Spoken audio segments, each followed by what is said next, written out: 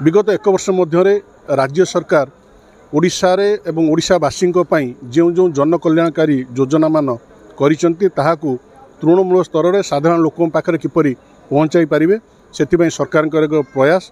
आज सकाळु एक विकास वाहन नाम एक जिला भरी विभिन्न ब्लॉक रे उद्देश्य लोक निकट में सरकार जो योजना गुड़िक अच्छी किपरि लोक मैंने जानवे और सचेतन हे से सरकार एक प्रयास।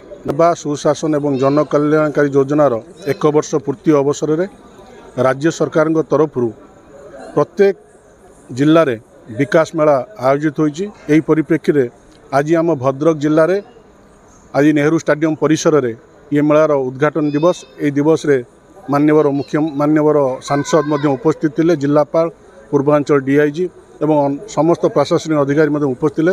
आज प्रतिकूल पाग सत्वे लोक उपस्थित हो कार्यक्रम उपभोग कले। ये मेलार लक्ष्य उद्देश्य है समग्र राज्य रे विकास मेलार उद्घाटन होइछि।